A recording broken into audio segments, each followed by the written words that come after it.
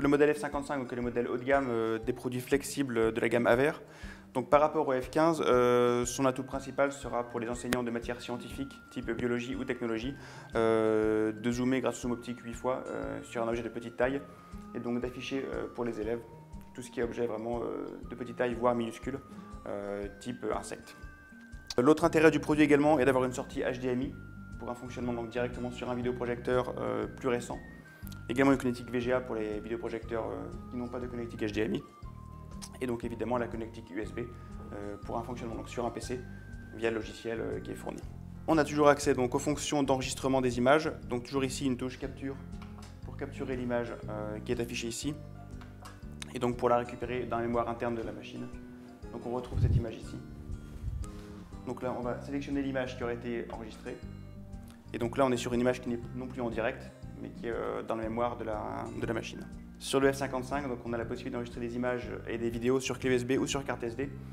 Donc ce qui permet à un enseignant de faire une manipulation en biologie par exemple, sous la caméra, d'expliquer ce qu'il fait et donc de récupérer sur la clé USB un fichier audio-vidéo qui sera réexploité pour d'autres cours.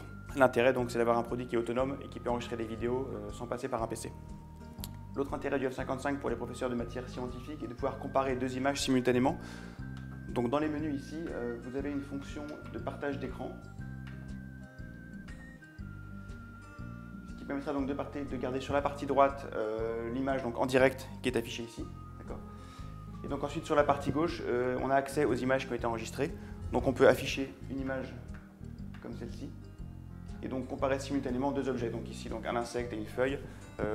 En technologie, ça pourrait être deux éléments d'une carte mère ou en anglais par exemple un texte en anglais et la traduction en français pour comparer deux textes simultanément.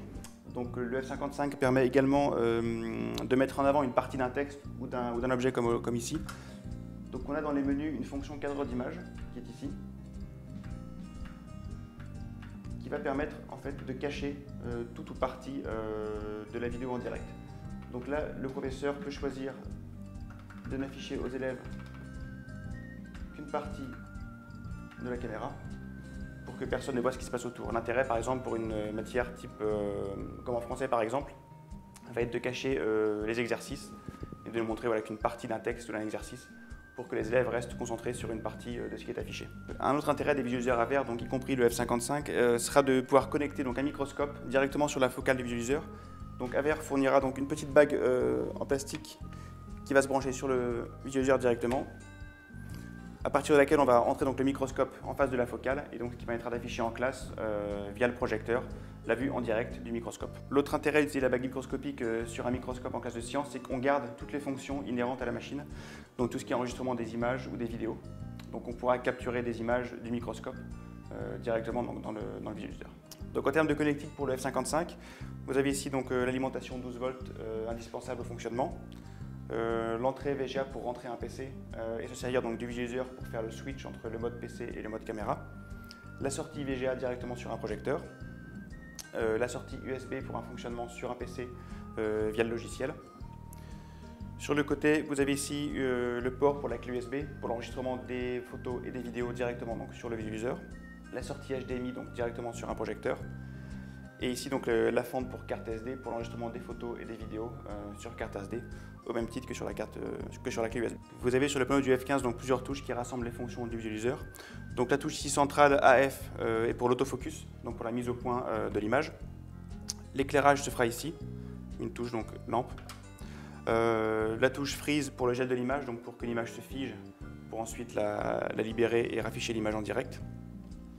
La touche de capture donc pour l'enregistrement des images qui vont se mettre dans la mémoire interne du visualiseur. La touche playback ici pour la relecture des images qui auraient été préalablement enregistrées. Et la touche caméra PC pour faire le switch entre la vue de la caméra en direct et la vue du PC si on a branché un PC sur l'entrée VGA du visualiseur.